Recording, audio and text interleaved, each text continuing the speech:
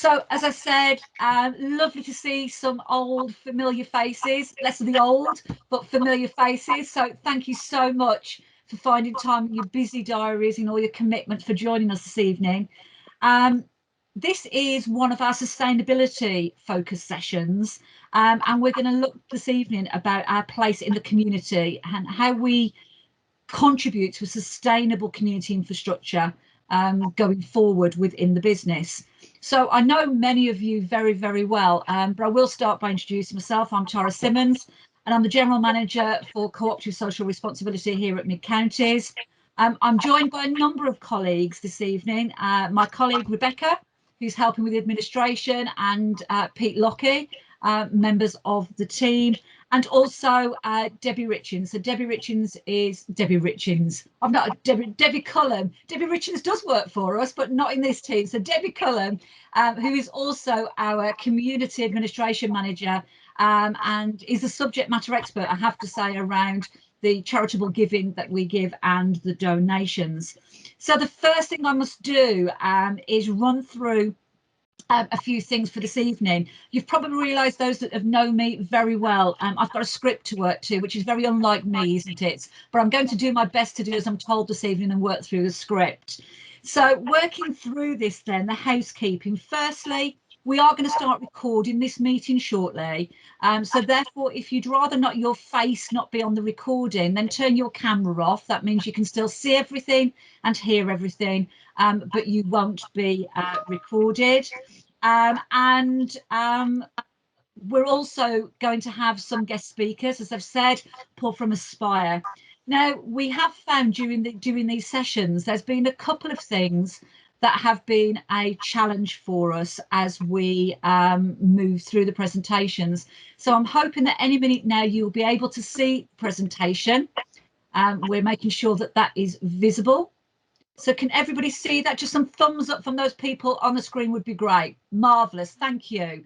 So I've said that the session is going to be recorded. I've also asked, if you are not speaking, can you keep your microphone on muted? And that just stops the background noise. But we'll have plenty of time for Q&As, and of course, please put it on then. The questions, please keep the questions coming in. Today's session is really about trying to understand any queries that you have and give you the option to ask any questions. Please put them in the chat, but this isn't a formal session where we'll sort of answer everyone as we go along. I might sort of consolidate them together, or the presentation might cover them, but we'll get us through as many as we possibly can. And we'll, as I say, do the introductions. I've now already introduced. I'm already ahead of the script, as Wendy smiles at me to think she's never going to stick to that. So the introductions, the only introductions I haven't made are to our elected members who have joined us this evening. And thank you. I think we've got Barbara, we've got Paul, we've got Wendy so far, I think, that have joined us this evening, who are all on our board of directors. And are showing their support for what we're doing as a society, building this strategy. So next slide, please. The spirit of our session today. We did debate whether or not in a cooperative session we should share this, but we did think it was right that everybody did understand that today what we're trying to do is get everybody's point of view. Feel free to say what you think, as if this was a live session. I know that many of you well, and you would not hold back. You would speak from the heart. So please type from the heart as well as today, or speak if you're able to. There's no right or wrong. We're not coming from a position where we've already got an agenda up our sleeve to present. We are really looking for some solution focused thinking today and some views that come out from that. And we can build on each other's ideas. So what might start as one idea might then build, and please feel free to do that. If you've got any observations, comments, please put those in the chat as we go through the slides. That will be useful feedback. And this evening we are going to use a number of videos. we have now found, we've done 10 of these sessions so far, and there's been varying experiences by our members. And what we've actually realised is that it depends on which browser you're using and how up to date that browser is, or whether it's picked up the latest version of the Microsoft Teams update, to whether or not you may be able to view the videos in full, or in fact, whether or not you can hear some things. So fingers crossed, and with a goodwill, we're hoping that everything works. If it doesn't for you, please don't worry. We will make sure the links to the videos are in the chat. It may be, if you have the ability to download the team apps, then the team app, then that might be a better experience for you to view things this evening. Before I get on further, what I'd really like to do is talk about, you know, a little bit about the society and what we're looking at building here. As I said, a number of these CSR sessions are really about getting members' view and involvement in building our 5-year sustainability strategy. And so your thoughts and your opinions are really valid with regard to that. But some of you may not know the breadth of the society and the things that we're involved in. So just to give everybody a good starting point, we're now going to show a video which just introduces Mid-Counties to everyone. So video, please.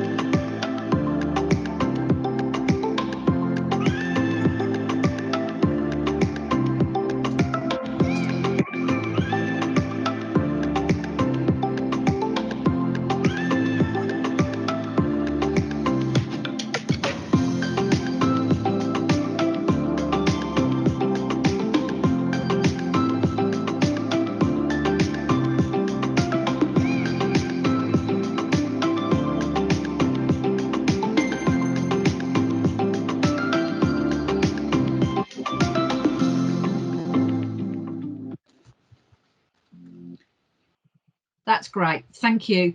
And a really nice prompt there. So I know a number of you are really quite active on social media. We'd really like to tell everybody else what they're missing this evening.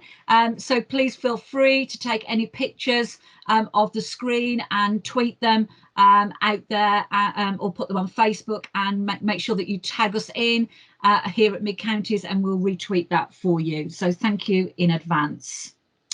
Okay, so tonight's agenda really is to talk about some of the background, aim and details of this session shortly. Update you on what your co-op is doing within this subject area of community and community infrastructure. We'll look at some of the broader societal trends, issues and opportunities that we've already researched and we're aware of. There'll be some time then for questions and answers on the presentations.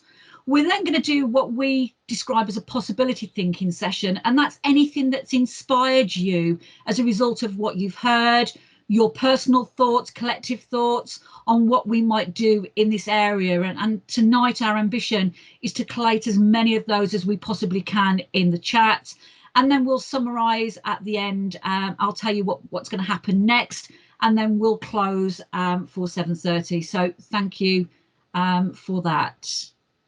Next slide. So, session aims and background details. Well, as I said to you, we're not about imposing a strategy around CSR within your co-op. What we really want to do is make sure that what we have is a strategy that's fit for purpose for the future. And to do that, as a member-owned organisation, we need to make sure that we have everything that we possibly can have in way of research, views, and your opinions as members within your cooperative. what I'd like to do then is talk to you a little bit about, you know, how that's going to form part of our strategy going forward. And as you know, we said we've already doing 4, maybe 5 of these sessions where we're directly engaging with our members, asking for their views. And what we're going to do following this over the summer is some more detailed analysis of your thoughts before collating and pulling together, working with our board members, that 5-year strategy. So your input tonight will directly influence that.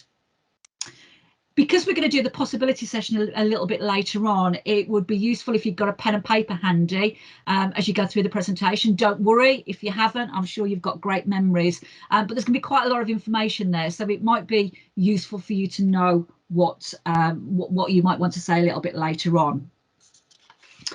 So we're going to create a member-led sustainability strategy that engages our members and our stakeholders and experts over the summer. And what we want to ensure there is that our strategy creates a positive difference on people's lives for the longer term, ensuring that no one is left behind in our society, in the communities that we are living and working within. And that's really important to us. And it's really important to us that we think big as a regional, but also a national cooperative. There are lots of things that are important to us, and that's to make sure that we make the biggest difference that we can to make our members' lives less complicated. And we need everybody's views on that. We've asked actually a certain set of stakeholders their views. These are our little pioneers who are currently within our nurseries, and I'm sure that when you'll see in a second a little video from them. And we had a session on Saturday with our childcare group, and Helen Wiseman and Phil as chief executive were both on that session, and we commented that it won't be long before we hope we've got a president and a chief executive officer who started their education in one of our nurseries. So let's hear to some of our superstars in our childcare nurseries and see how they think big. Ooh.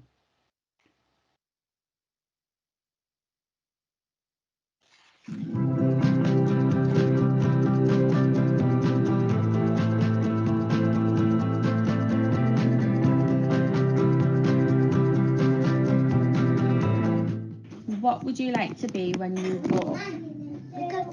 A golfer. Fireman. A princess. And a princess. If you were in charge of the world, what would you do? Save the batteries. Save the batteries. And I'll pick up all the rubbish on the floor. And I even saw some rubbish in a little stream on the 2 sides. Oh no. That's my nanny and granddad. What would you like to be when you grow up? I want to be a superhero. You want to be a superhero? What about you, Toby? I want to be Spider-Man. You want to be Spider-Man? How do you think we can save the planet? By not wasting the planet. Yeah? By not using the electricity so much. When you grow up, what would you like to be? I want to be a ballerina. I like to be a ballerina. If you were in charge of the world, what would you do? Tell people what to do. How can we look after each other better? Cuddling.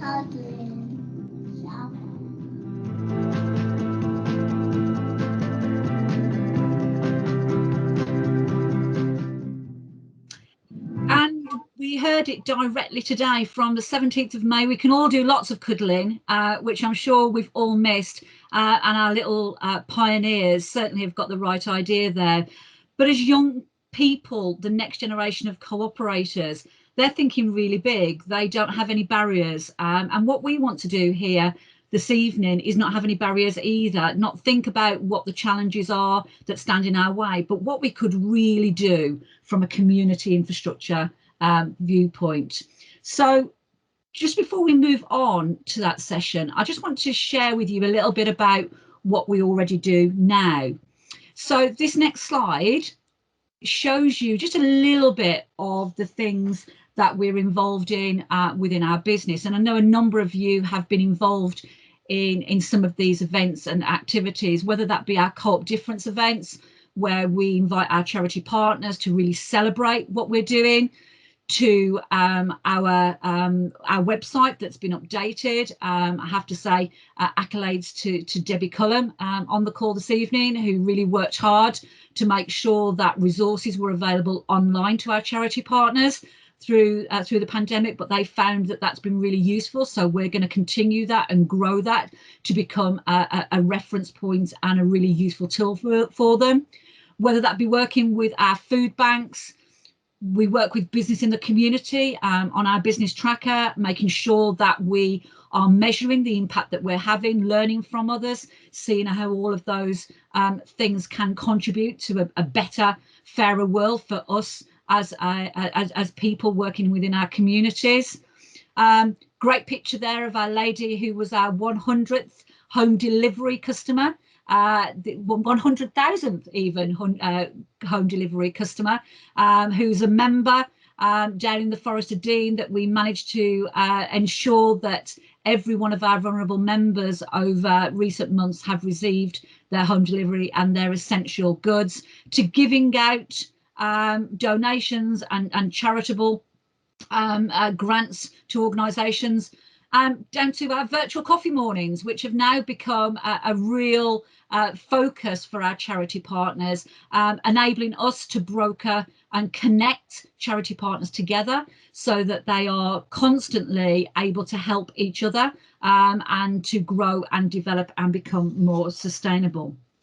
So again, I'm sure that many of you will have seen some of the communications, but in summary, the next slide shows you just some of the things that you will see this year at our AGM that we're most proud of, that things have been moving on here at Mid Counties in 2020. Some of these things we've always done, but there's some new things there. For example, the £50,000 that was raised for our food bank fund to allow food banks to withdraw donations, to be able for them to bulk buy where they needed to, rather than donations or relying on donations, whether that be through the Community Impact Fund that we gave back out to our charity partners this year, and the NHS contributions that were made in partnership with other societies.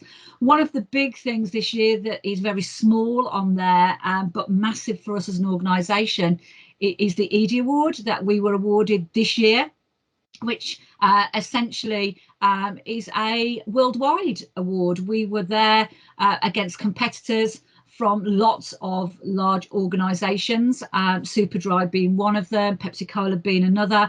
And actually you can see there that we were awarded Business of the Year, something we're hugely proud of, but actually shows how in the face of adversity, what we do as a normal business as usual is actually then we can build upon that. Whereas lots of our competitors react.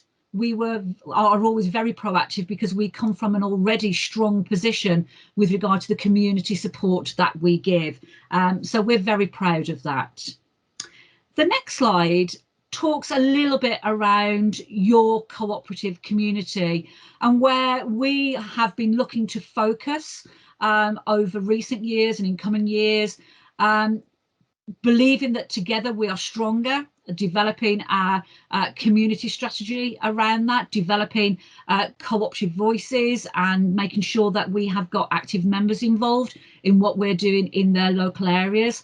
We talked earlier about connecting and growing, empowering cooperative communities, whether that be by introducing them to people like Joe White at Co-op Futures, looking at our connected future, whether that be around what we're doing with regard to our virtual community. As I said, we're a national community, so this is not just about where our stores are, it's about where people live, and making sure that their communities are very much...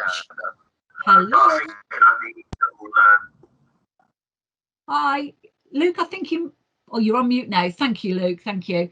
And so, yes, connecting and growing those, empowering our communities in different ways, and supporting wellbeing and sustainability of our communities through our cooperative community fund that we've talked about, through something that we're looking at and we're already doing on an informal basis, which is coaching in our communities going forward and being able to support small businesses as well as so that we can coexist within that marketplace, making sure that we are creating and supporting thriving and sustainable communities for the future.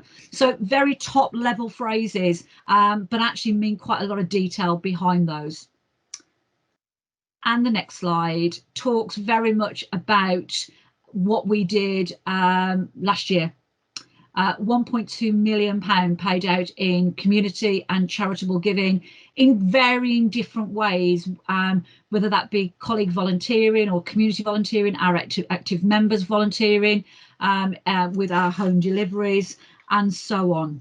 So for us, it's not just about writing a big fat check. And we know some of our competitors are really great at shouting about that when they do that. Our approach has been very much about how we create a sustainable but also a maintained and robust process in our communities that we can maintain through any challenges. We all know that last year from a trading position was a very challenging position for us as mid-counties, you know, decimated in our travel group, our child group also really quite severely affected with what we're doing. But actually we were able to grow and actually provide more support than ever than we have in our communities. Again, a real great indicative example of how as a cooperative, our way of doing business enables us to have a greater impact. The areas that we have really focused on around in recent years, particularly around our grant giving, can be summed up in 4 key statements, really. The positive environmental impacts that we can have within our communities, the developing of the next generation of co-operators in whatever shape or form, community cohesion, making sure that we have diverse and inclusive societies and communities, and helping them to become more inclusive, as well as through that social inclusion agenda. So things that have really helped us shape our community infrastructure and our grants process. Okay, so I think you've probably heard enough from me at this stage. If there's any comments or observations around that background to Mid-Counties Cooperative, please put them in the chat and we can pick those up. But I'm now very delighted to introduce Paul Roberts from Aspire. Aspire we've worked with now for a number of years, a charity that is very close to what we do, and I'm going to allow Paul to introduce himself and to take his part of the presentation forward as a subject matter expert in the community infrastructure field. Paul. Thanks, Tara. It's very, very kind of you to give such a warm welcome, and yeah, it's very helpful to have the context of your strategy and plans going forwards. I was hoping one of your colleagues could bring my slides up. There we go. Look at that. Perfect. Thank you. So yes, thank you again for inviting me to participate this evening, and thank you for your time. I'm going to run through just a few slides, I promise, which will just give a little bit more about my background, about Aspire. Hopefully we'll be able to show you a very short video as well as part of explaining who we are and what we do. And then I'll go into a bit more detail about perhaps some of the challenges that we're going to be faced as within our communities over the coming year or so. doing that, I'll focus on 3 particular areas. I'll be looking at unemployment, I'll be looking at homelessness, and I'll also be looking at mental health and well-being. And then trying to sum up, well, after looking through some of the trends that are emerging, what does this mean? And then what are we doing at Aspire about that? And then I'd hope that helps to inform a further conversation about what can the co-op do, what can co-op members do, how can we all contribute and work together on this. So if we're happy to go to the next slide, please. So a little bit about me. So I joined Aspire back in 2013 and have been CEO now for 6 years. Alongside my day job at the charity, I also co-chair a number of forums in community settings, particularly around housing and homelessness. I'm also involved as a trustee or director of a number of community-led companies and community benefit societies. So I'm not just at a senior management level within a larger charity within Oxfordshire. I'm also involved in grassroots organisations which are trying to make a real difference in different parts of communities across Oxford City as well. I think it helps just to explain. I've got a master's in public policy, and as Aspire is a social enterprise, I've also completed a leadership development program in that field. I live locally in terms of in Oxfordshire, just out towards Swindon in a place called Farringdon with my family. Next slide, please. So yeah, a little bit of information about Aspire. So we are 20 years young this year. It's our birthday coming up, and we're a charity and a social enterprise. I thought it'd be helpful just to give a sense of our scale. We are very much sort of Oxfordshire focused, but we do some work in neighbouring counties. We support just over 1,500 people a year at the moment. A lot of the people we're supporting, as you'd expect, experiencing unemployment, and we're engaging with them at that moment of disadvantage and helping them to move towards and into paid, sustained employment and secure housing. We undertake that in a number of ways. So we are engaging with people who are experiencing homelessness, adults and young people who are coming out of prison or out of other young offender institutions. We're engaging with, we're in all of drug and alcohol recovery hubs across the county.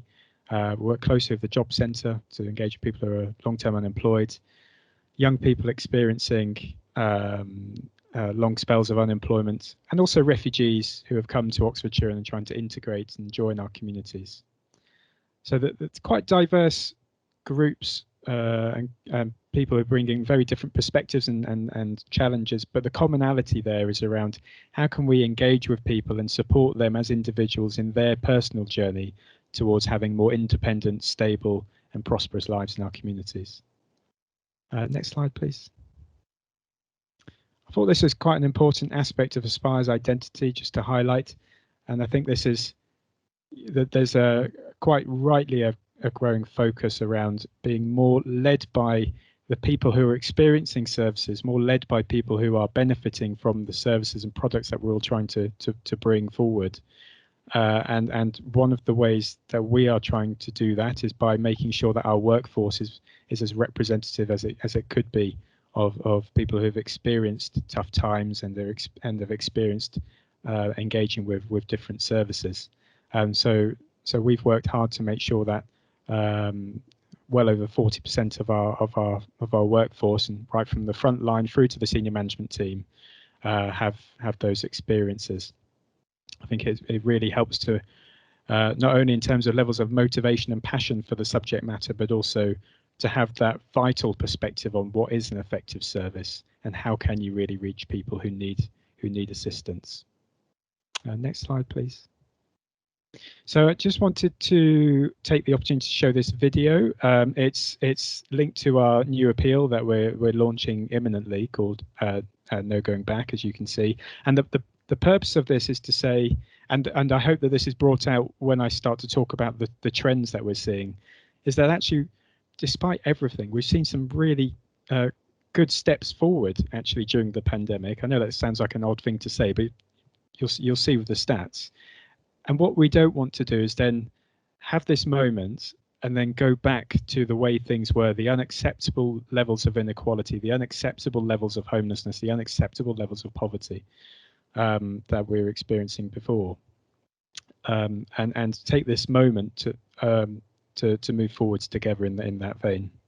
But it's only a short video, and hopefully you'll find it as powerful as I do.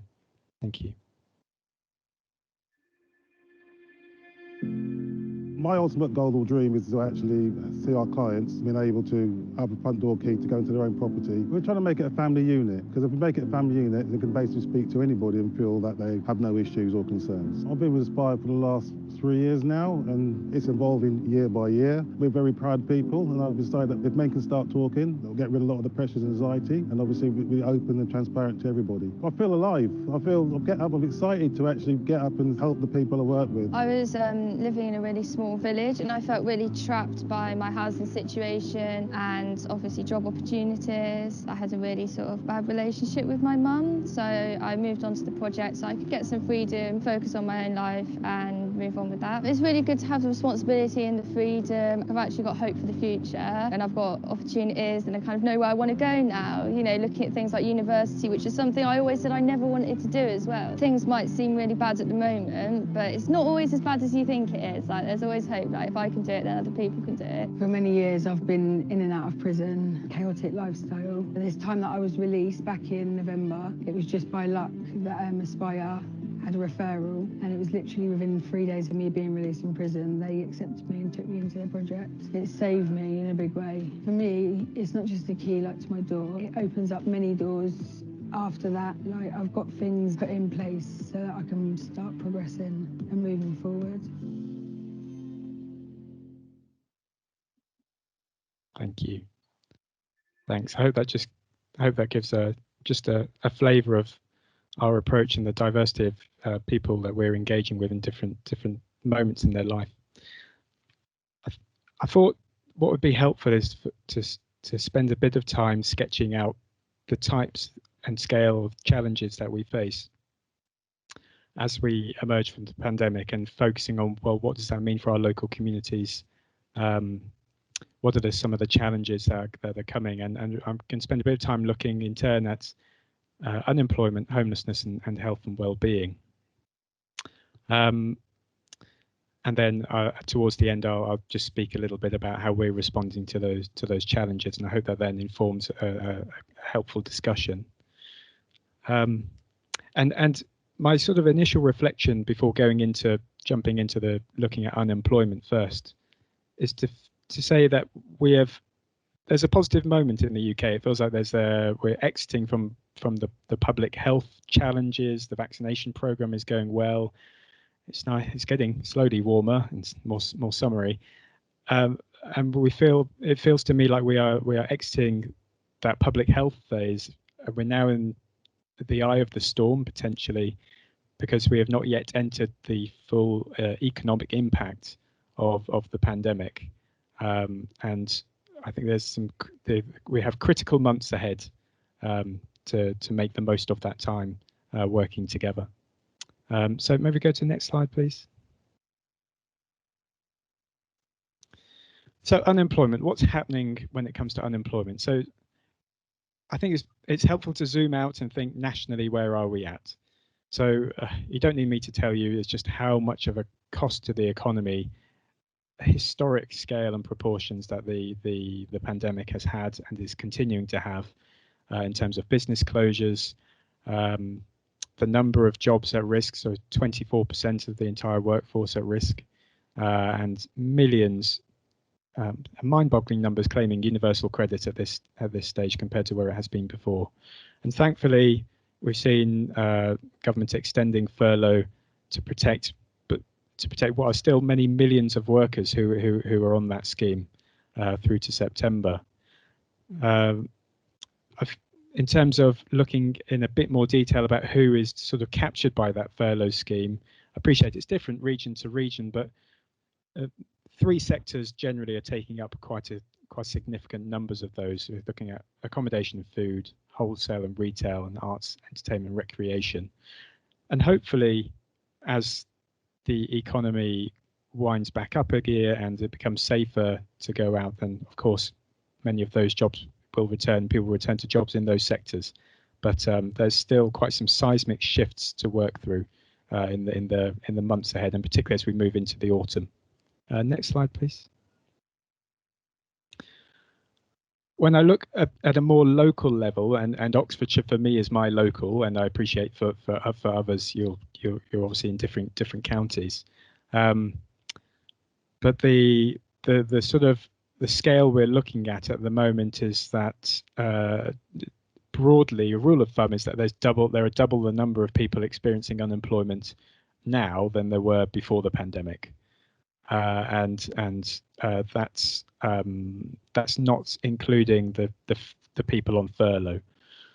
So if you look at the numbers on furlough as well, we're talking tens of thousands of people who are experiencing unemployment or economic inactivity in some form or other just in Oxfordshire alone. And though who is experiencing it is not falling evenly across our populations, is the very much a majority is the young people. And those young people in particular who are living in particular areas, and they were those areas, not exclusively, but tend to be those areas that are experiencing high levels of unemployment before as well. So in Oxfordshire, we're looking at the East Oxford area, parts of Abingdon and Banbury, and women and people from ethnic minorities are particularly affected there too. Next slide, please. So I hope that gives a bit of a sense around what's happening around unemployment. But as you know, that's we'll hopefully have some very buoyant economic activity over the summer as we run into the end of the furlough scheme that's currently set to the end of September. In terms of homelessness, it's been a very interesting story. And contrary to expectations and fears, the pandemic has not seen an increase in homelessness, and in fact what we've seen is a falling back of homelessness, and what I think the national figures are showing now is that actually with concerted action, with national government leadership, you can actually reduce homelessness significantly, and the emergency measures that were taken have really taken effect, and this plays out nationally as well as locally. So here, for example, we're looking at the figures dropping in 2020, dropped by 20,000, the numbers of people nationally here experiencing homelessness. In Oxford City, up until 2019-20, we were seeing the highest ever levels of rough sleeper street count on the streets of Oxford. And then when the Everyone In initiative, as it became known, took hold, and we took over with the emergency measures, opening up the hotels and supporting people experiencing rough sleeping to move into those. We've had the numbers experiencing rough sleeping have dropped below 10 for the first time in about a decade. So there has been some really positive steps taken. But again, there's this growing sense of foreboding about a potential tidal wave of new homelessness, in part about an economic recession and disruptions. And as the protections that we have come to just become acquainted to, such as the furlough scheme, but also very importantly, the eviction ban on private rental tenancies, which comes to an end later this month, is when those start to unwind, and when people experiencing who are very behind with their rent and are at high risk of eviction, when those numbers start to flow through. Next slide, please. The third area I wanted to talk about was around health and well-being. I think this graph captures it succinctly in terms of the very different types of waves of the health impact of this pandemic. We're all very familiar with, very sadly, the high levels of mortality caused by COVID-19 itself, followed by a latter knock-on effect of people who are experiencing other conditions but not related to COVID, but have not been able to receive the treatment they've needed. And then we'll start to see an impact on care of chronic conditions. But what I'm particularly interested in, and where I think the greatest impact we need to be aware of and mindful of when it comes to communities, is this fourth wave, the red line, that is going to shoot up over the next year. And this is around the trauma, the illness associated with the trauma of not just experiencing potentially COVID, but experiencing unemployment, of uncertainty around housing, and sort of the burnout of the whole experience that some people have. It's been a very individual journey over the last year, and there are a number of people who have had a severely negative experience of it, but that's only going to start coming out in the coming year. Next slide, please. So just a little bit of the facts behind that graph, which I think is helpful. I think it's, the NHS was running hot before we even got to here, and then the system entered the crisis in a stretch position. We were already at our limits, and that was also, I think, the case in the voluntary and community sector. It's not neither the health sector nor the voluntary and community sectors are those which have been well resourced over the last decade.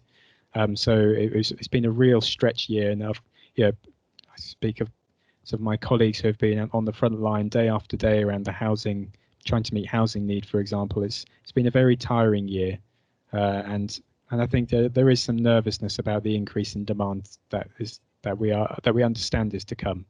And that's the same when it comes to mental health services and the demand for those services. We're looking at, quite phenomenal rises are expected of 40% for adult mental health and 60% for child mental health services in the coming period. So, those quite shocking figures, unfortunately, that are baked into the system now and are starting to come down the line. Next slide, please. Sorry, it's such a sobering set of slides, but I think if you want to sort of position and situate what the co-op wants to achieve, I think it's helpful to have that narrative of the scale of the challenge that we need to respond to. And that, because I hope what I want to take away from this is that we all need to go big here. We need to be quite ambitious in what we want to. Well, not quite. That's very British, isn't it? We need to be very ambitious in what we want to do together, because the fallout from the pandemic economically is going to be massive, and we have this moment now, maybe the next 12 months, to really work with communities and improve their resilience. And the way I think that we can do that is this cooperation, this core message of the principles and values that the co-op holds so dear, and building relationships in our communities is what's needed to be successful. We'll also need leadership from government. There's talk of this new Community Renewal Fund and then the Shared Prosperity Fund. Those funds need to be well managed and well spent.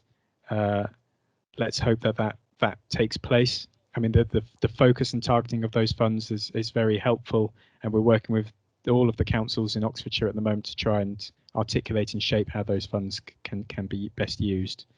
But that's just one facet of what needs to be a multifaceted response.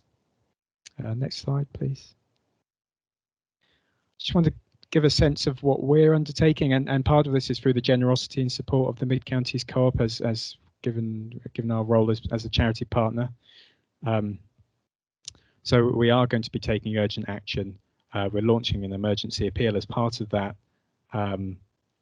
We're going to be taking our services and our offers and our support to communities. I think being there in communities is a really important role for services such as ours, and actually that's where I'm really excited about the partnership with the co-op, because something you're helping us to do, for example, is to be there in the Cowley area through our partnership with your Cowley food retail store, so that we can offer inclusive recruitment opportunities, so that we hope to open this enterprise development hub in the coming months, so we can support people to be more employable and potentially to move into self-employment. And that's a model to me that can be replicated elsewhere, and other communities could benefit from that type of approach. On homelessness, we're investing in a homelessness prevention service, so we'll have more people out there to engage with people at the first sign of eviction and to try and reduce that flow of people then potentially falling through the systems. And we're also repurposing empty homes, and I think that's been a really positive outcome of how can we make sure that there are no empty properties and use those properties to make sure we're meeting housing need. On mental health, we've just started a social prescribing service, and so that's working with GP surgeries and other health partners to identify people who can come and benefit from non-medical support and getting out into supporting them to get access to nature and have be within a positive group of peers and working towards improving their health as a next step to then looking to move back into employment or and more independent lifestyles. So the ideas are there and the projects to undertake are there, and there are many other excellent community organisations like ours who know what to do. It's just having the resourcing, the support in our communities, and then being able to step up and meet what feels like quite a scale of a challenge to come. I think that just leaves it for me to say thank you for listening, and I hope you found that helpful. Thank you.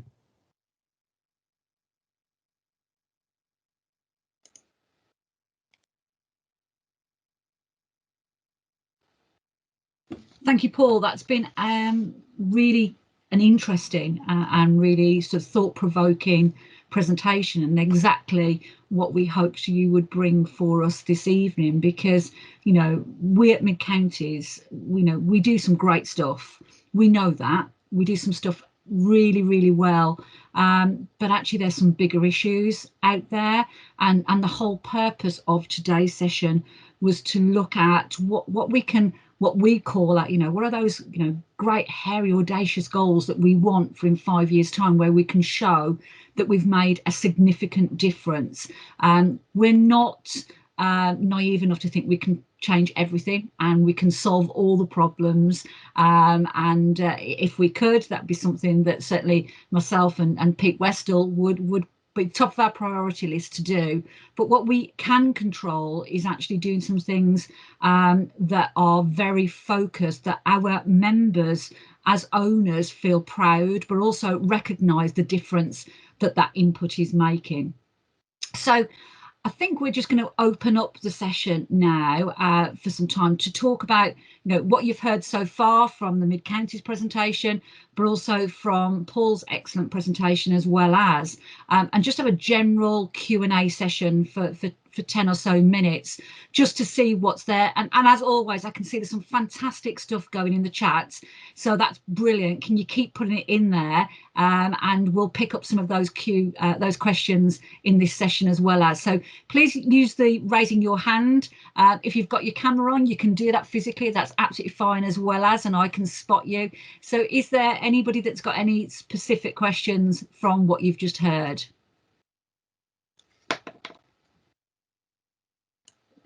See, we've got some coming in the chat here, so maybe I'll just pick some of those up first. Oh, I can see Chris has got his hand up.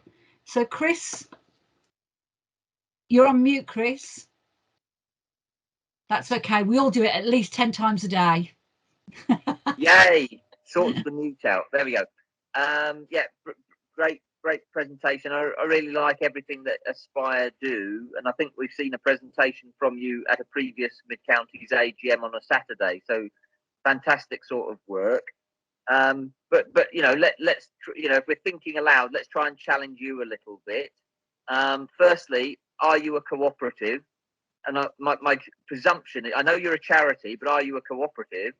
And if you're not a cooperative, I presume possibly you're not, what's the prospects of you thinking about moving? There's no reason why you couldn't transform into a cooperative type of an organisation and structure, or at least a more democratic structure. You see where I'm coming from, hopefully, in that sort of thing.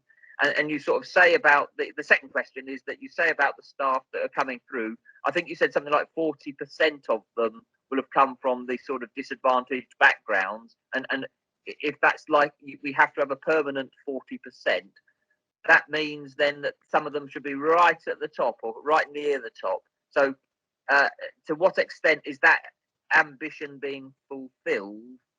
so that we can say, yes, these people will be on the ground really feeling it, and that's where you'll get that motivation from. Do you want me to answer those, Tara, now? Please, absolutely, Paul. Yeah. Thanks. Just say that they're really good questions, and I do appreciate it, actually. Thank you. I'll take the first your last question first, if that's okay. So yeah, there are 8 people on the Spire senior management team, and 4 of whom have lived experience. So we're trying hard to make that representative throughout the organisation. We're definitely not there yet on our trustee board. We're undertaking what's called a lived experience trustee placement program. We're going to pilot that in September and see how that works, because what we don't want it to be is tokenistic. We need it to be something that actually is meaningful, both for our board but also for the people who are participating in that. So we want to make sure we've got a proper training and support program in place for somebody coming into that sort of trustee board setup, and also training our trustees to make sure that they're ready to engage and respond to that in a confident and empowering way. So I think progress, but lots more to do. And I hope I'd love to see more charities and social enterprises do that too. In terms of your first sort of question, so Aspire is a not-for-profit company, limited by guarantee, clearly not a co-op. I am a trustee of a community benefit society, which Aspire helped to set up actually in East Oxford, and also member of a couple of community interest companies. And what I don't know how realistic it is for Aspire or other registered charities to become co-ops. I'd love to find out more actually, because I think something that is truly member-led is absolutely the way forwards in the vast majority of cases. What we are doing in Oxford, we're supporting the launch of a community wealth building project that's started last month, and this is working with Communities Action Groups and the Friends and Providence Society. And what we're doing there is to try and make the idea of setting up and sustaining a cooperative more accessible, and also not just in terms of a cooperative, but also community benefit societies as well, and trying to normalise that, and also getting the big procuring organisations like the City Council, the universities, the hospitals, saying you have a role here too. The co-op, you should be, what's your social value procurement strategy so that you're prioritising buying from local independents, co-ops, community benefit societies, or at least social enterprises and charities. Hope that's helpful. That's really helpful, Paula, and a subject that we've also looked at in other sessions around that. And interestingly, we've got Joe White from Co-op Futures on, and I'm sure would love to share some thoughts with you about how charities can become cooperatives and whatever else. And certainly maybe that's something that we should think about, how we're promoting within our organisation as well as. So just a couple of other questions that have come through the chat, and we'll pick those up. So Mark Tyrrell, you talk about being part of a Banbury Town project, and you're asking with regard to, is there any opportunities for getting involved in the food sharing scheme? Well, that's something that my colleague Mike Pickering is looking at generally under the food poverty agenda. So I'll definitely make sure I link the two of you together and you can know what we're doing in that area.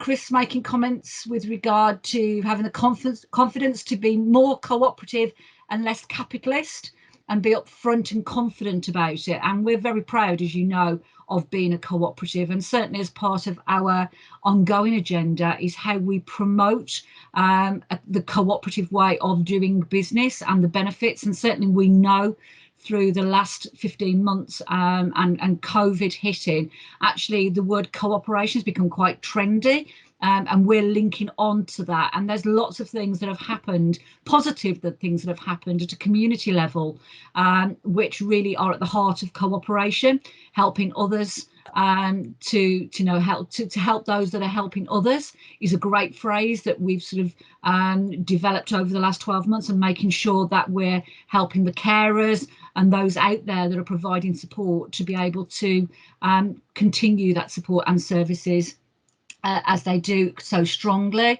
Mark wants to link up with yourself, Paul, so we'll make sure that we connect the two of you after that, after this session, as well as. Thank you to Amanda, who I've seen has put a link in there to the government administration fund. I'm having interesting every time I try and pick up one of the chats, I lose it. Somebody else chats in, but I think that's just a technical thing for me this evening. So Amanda's putting there the link with regard to the community resilience fund, which is available via government funding, which again may be something has made me think we ought to be circulating amongst our community partners to make sure that everybody is aware of how they can access that. Tara? Yes. Oh, sorry. Can I just wanted to say it is open now. So yeah, you need to be looking for your area, Paul, and get those proposals in.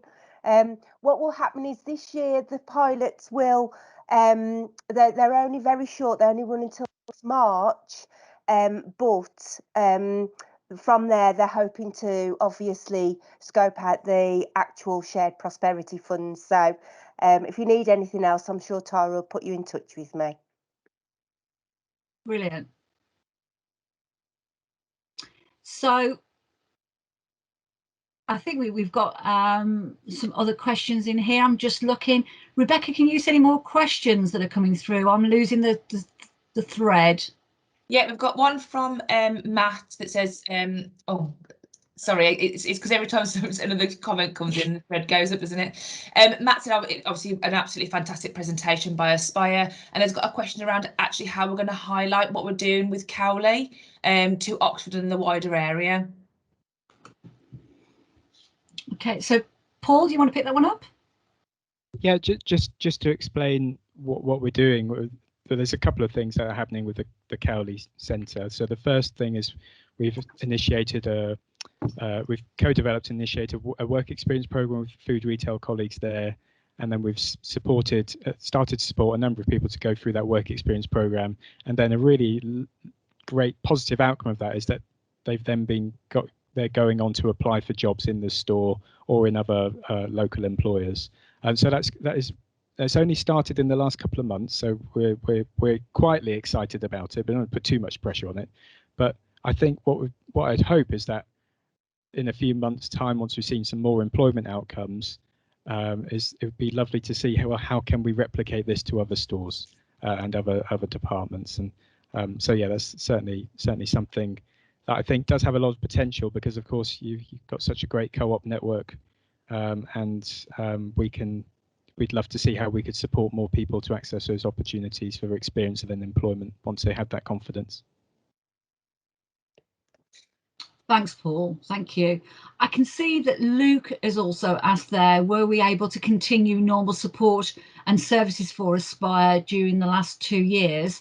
I can see that Paul is nodding, and I would concur with that. I think we've actually probably been more involved with Aspire in the last 2 years than we have for some time. So, you know, the project we talk about at Cowley, but also some other projects that we've been working on, and the fundraising has continued for the Aspire charity through that time. And again, you know, going back to, we were determined as an organisation to ensure that we went above and beyond for our charity partners and actually made them absolutely front and centre of the work that we were doing in the community. So, because we recognised how much they, as I say, were helping others as well as. So, you know, we made sure that support was maintained and increased where necessary. Chris, I can see a number of things coming through for you. Sorry, Becca came over you there. Is there anything that you can see? Sorry, yeah, I was going to say sorry, Paul. There's another one for you, which I thought was an interesting question. Actually, there's one coming about the 3 main issues that you spoke about, so mental health, unemployment, and homelessness. And the question is around: do you think that'll be disproportionately aimed at young people? Yes, well, I'd say young people are more vulnerable to all three challenges than other sets of age groups. Absolutely. I mean, you know, all people across all age groups can experience those challenges, but what we find is that young people are more likely to be experiencing each of those challenges, and or an intersection of homelessness and/or unemployment and/or poor mental health. So yeah, it really is quite unrelenting for that age group, unfortunately. And that's where, I'd arguably we should be prioritising investing in supporting those young people to improve that resilience and give them opportunities to bounce back. Absolutely. Thank you. I can see we've got one coming from Jane as well as, I'm taking a punt that's Jane Dyer from Gloucestershire, because I can't actually see at the moment, but she's actually saying that, there you go, there's Jane, she's put on a camera for me now, bless you. So Jane, again, we've been involved working with Jane for a long time. Jane recently moving from Gloucestershire Young Carers to a new charity, but continuing the work in this area, particularly around young people and supporting of young people. And that's really interesting that's the research that you've shared with us in Oxfordshire is then reflected in Gloucestershire.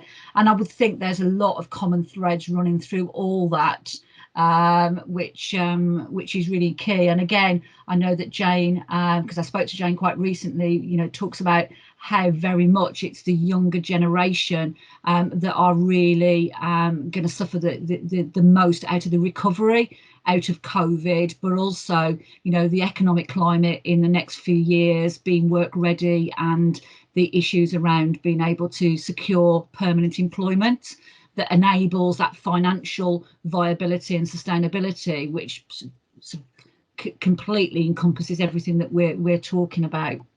Okay. Is there any other questions? Would anybody else like to comment? I can see there that Chris talked about a Dragon's Den type of event to flush out and support people with ideas, but not sure how to get their co-op type idea off the ground. Great idea. We've done Dragon's Den type of events internally in the past and with our members almost. If I remember, Vicky Green, who is now a director, was one of the winners of that that competition that we ran to get some great ideas from our members, and is now a director of the organisation. So I'm not saying that's the way forward, but absolutely a great connection there with cooperation. And Vicky's also asking, could my county support the social prescribing model connections to volunteering? I'm not sure everybody would know. I know a little bit, Vicky, about social prescribing model. Do you want to tell us a little bit more about that? I think Paul mentioned in his presentation that that they're looking at doing a social prescribing model, and I just was really interested in how actually thinking of that as a wider thing. So I think actually that will come out more and more. I think more community-based organisations will move towards social prescribing, which is people go to the GP at the moment, don't they? And the GP will have medical or social prescriptions that he or she can give out. And the social prescription is obviously around actually by doing this activity, joining this group, doing this, actually that could really help your health and well-being. So it's the social side of that. And I'm just thinking, actually, it's interesting. I did do a test in social prescribing in a former role from a community organisation, and I think that will grow. And I'm just thinking, actually, is there something that mid counties that we could support in that as a supplier, I suppose, in that model, where if people are looking for opportunities to volunteer and feel good, litter picking, exercise, whatever, the varied stuff that we've got, to actually put those in, so that actually when the connectors go out, they've got something that people could connect to through a social prescription.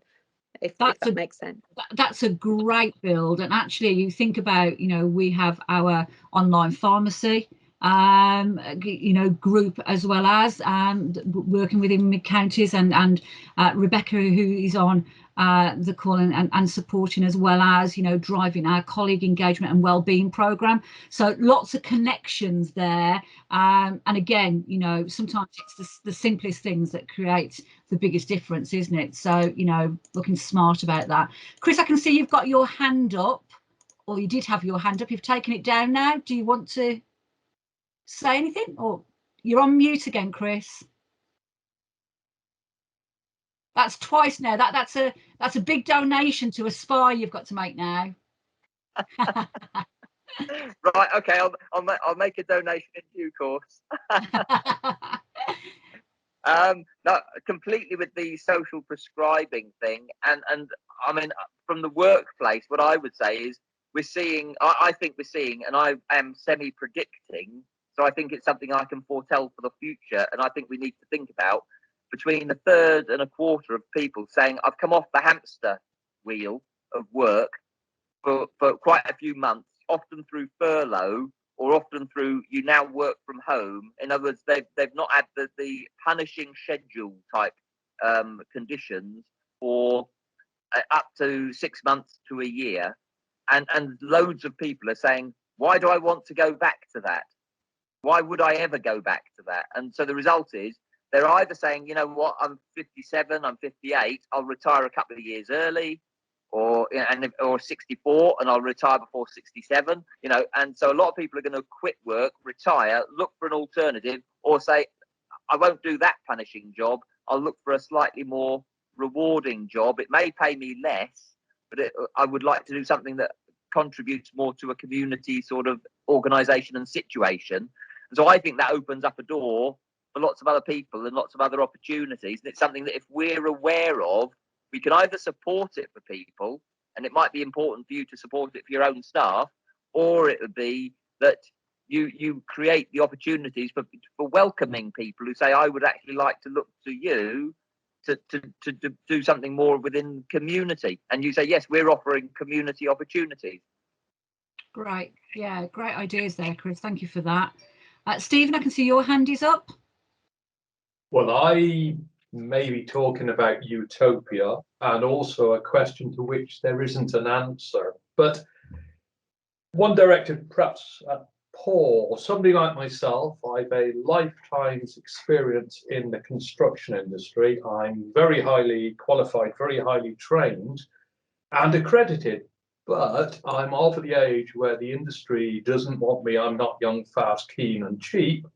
And there ought to be a mechanism within the charitable sector where they say, Stephen, somebody like you could come forward, talk to our young people who want knowledge about, in my case, the construction industry, the realities of health, safety, self-employment, invoicing, real site conditions, site behavior, etiquette, and generally all sorts. But there is no mechanism in our society to engage with people such as myself to even get us forward. So we don't get off the starting blocks. Can I respond to that? Is that right, Tara? You can, of course, Paul, yeah.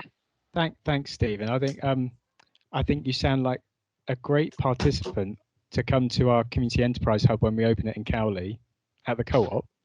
So what we're doing, we're taking over an empty Dorothy Perkins concession, and we'll be bringing people to that space who want to look at moving into different forms of employment, looking at self-employment, including in the construction sector. And what we want is to bring in guest speakers who can inspire people, as well as volunteer mentors. So, and ideally we'll theme those guests coming in. So I'd love that. I don't, yeah, and maybe if that's not very sort of geographically proximate for you, maybe we can see, is there a way we could replicate that in other areas? But I think there's lots of young people, not just young people as well. There's lots of people who are reskilling and wanting to go into construction as well, who just really benefit from that experience and wisdom. And the more we can facilitate that, the better. Right. No, that's really useful. And I think, I think earlier on in the chat, Chris talked about, we need to do this skills audit. We need to look at the skills of our members and how those can be utilised. And, certainly food for thought with regard to that community infrastructure going forward. There are mechanisms, there are now some platforms to enable us to do some of those things probably more efficiently than there has been historically. So something definitely that we'll be looking at as part of that agenda. Stephen, I see you've got your hand up. Is that because you haven't taken it down? Well, yes, actually it is. But as I'm here, going back to Paul, your idea is quite interesting. Geographically, okay, I'm 50 miles removed from Cowley. But also, another stumbling block is somebody like me, I've never had any training in presentation, mentoring, lecturing, PR, salesmanship, because I've worked on construction sites. So it equally means somebody like yourself would say, well, you're very raw around the edges for doing this, Stephen. So it's a broader thing, I would suggest. I think they call it authentic, Stephen. You make me laugh. Well, very good. And I think there's a warmth to that, and people can relate to people talking normally, not professionally, if you see what I mean. I think one of the areas where there's a real there's an opportunity when it comes to community renewal and reskilling is when it comes to the enormous need to retrofit existing housing stock. And you could have an army of retrofitters employed who need experienced heads to guide them. And I think there's a huge, obviously, sustainability goal that could be scored there. But if we could have double wins, why not improve our environmental sustainability as well as reskilling and employing lots of people experiencing unemployment? I think it's just, we need to be a bit more savvy about how we go about these sorts of things. We do. And that's a great point, I think, that I would, ask us to stop now and reflect on all the things that we've talked about in the last 20 minutes, 25 minutes, and really just take a couple of minutes to think. So we here are representing the 700,000 members and owners of Mid-Counties Co-operative, of our co-operative, and what we're looking to do is actually have a community strategy going forward that maybe addresses some of the things that we've talked about today. So remember, those little pioneers were thinking big. They weren't thinking small barriers, challenges. Also said that no idea is a bad idea. We can build upon that. So I'd just ask you now, just take a couple of minutes, bouncing off what other people have said and whatever, and just drop in the chat your thoughts on what are the things we should possibly be considering. No right, no wrong answers. What do you think Mid-Counties should possibly be considering after hearing about the landscape in the community and what we're looking at the future?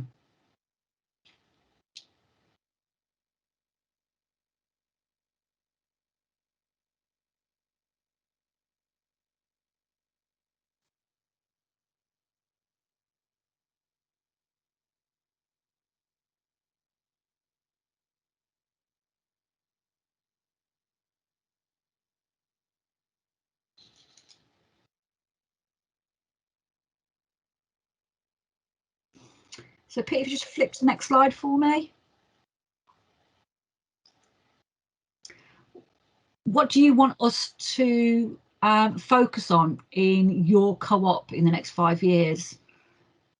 How will this create a positive impact on people's life in the longer term? That's the ultimate goal. How we can ensure that no one is left behind.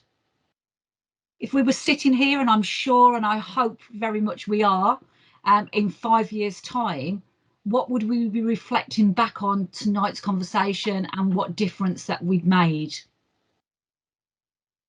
And I suppose that's a great thought process. What could you imagine as the front page of the Co-op News or any other national newspaper in 5 years' time, saying what a showcase milestone we'd had?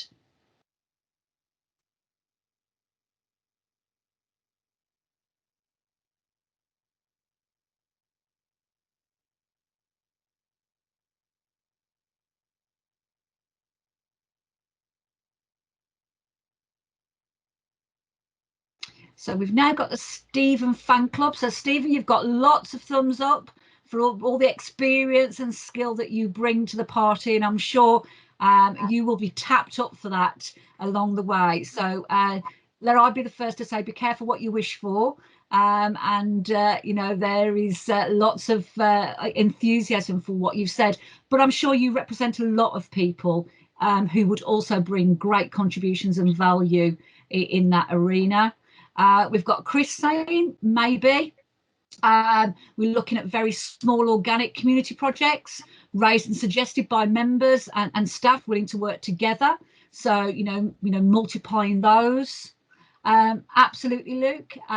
Walsall region, Oxford region made the decision to partner with Aspire. It's on inception. So great. Yeah, we're there from the start, and we want to make that better for the future. Simple community spirit, uplifting, community litter picks. Well, Stephen, I can tell you that I've been talking to colleagues today. The community litter picks will start again from September with gusto and lots of connections with our members, hopefully. Vicky, great. What if your community app gave me groups and organisations linked to my profile, my shopping style experience, etc., using data to insight for community good? You like coffee? Oh, there's a coffee club near you. Great idea. And again, the information and the technology and the intelligence that we're getting now enables some of that to move forward. Amanda definitely likes that as well.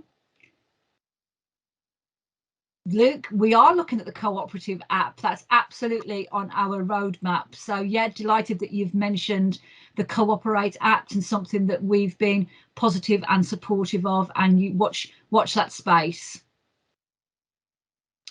Could we work to get behind food banks and actually work more closely with users to convert the food ingredients into healthy meals? That's a really interesting concept, Chris, and we've got a great case study that we're working on in Walsall actually at the moment with their children's services, supporting families with healthy cooking, a healthy cooking project during the school holidays for those children who have got needs and families that have got needs in that area. So again, something that we're doing, but maybe we could extend that out wider.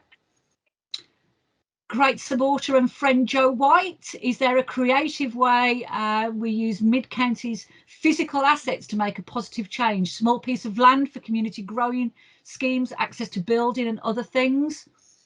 Great ideas. Yeah, maybe community allotments. Incubate and support community-led enterprises in your areas. Thanks for that, Paul.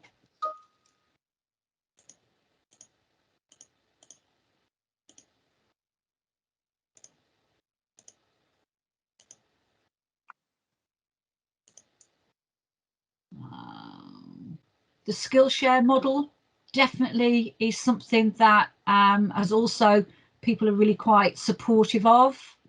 Can we help people with food co-ops that move people from food poverty to food dignity? Great phrase, moving from poverty to dignity. So fantastic thought there. Thanks, Joe. Social innovators.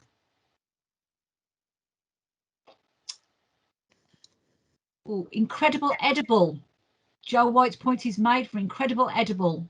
I think something that we need to look at there. I've not heard of incredible edible, but certainly we'll research following this. Thanks, Chris. Shopping skills, customer service advisor, looking at how you're helping young people with great food choices and recipes. A social supermarket. Oh, Mark, be interested to find out a bit more about that.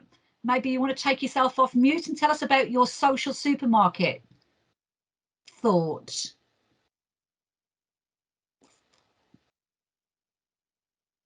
Maybe.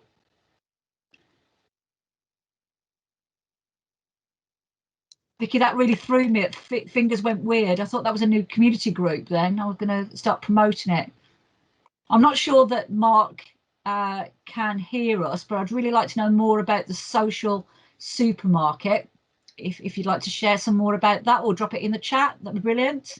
Oh, Mark's got an audio issue, which is creating a problem. Drop it in the chat, Mark, or if you can drop a link in there to an example, that would be brilliant.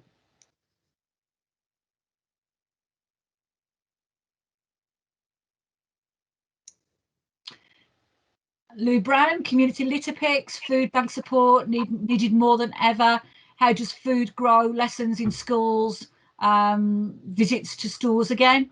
So absolutely using our stores as classrooms, which was a fantastic initiative before lockdown, and we were unable to do that, but something our schools are telling us they really would like to get back into as quickly as we can.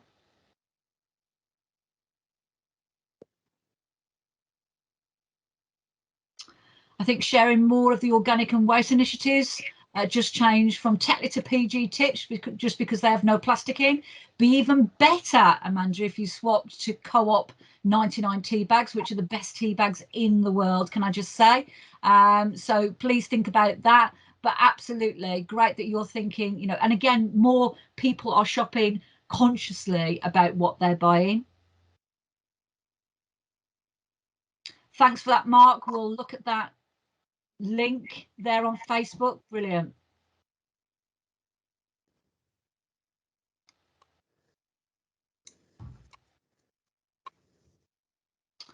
Thanks for the info, Chris, on Incredible Edible. And it's definitely something that we'll be looking at as part of our considerations. Thanks, Jane. Thanks for all your contributions. Look forward to seeing you soon. All the best.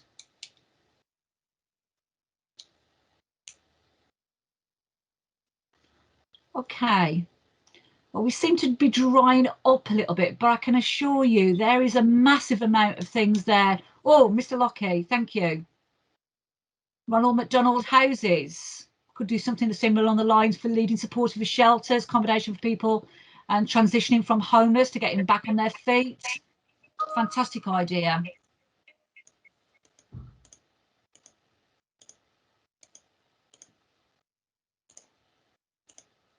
There's a nice idea from Vicky as well, Tara, about starter packs for homeless people moving into homes and setting them off in the very best way possible. Brilliant. Brilliant. Okay. That's great. Well, as I say, thank you so much, and keep dropping it into the chat.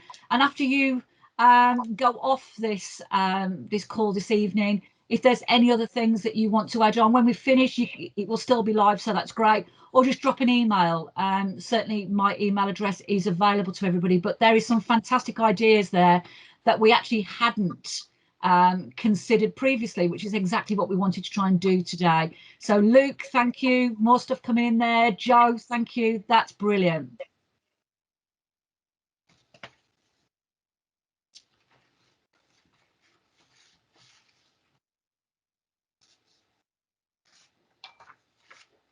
Oh, I like it that we rock. I like being down with the kids, Mark. That's brilliant. We'll take that as a compliment that we rock.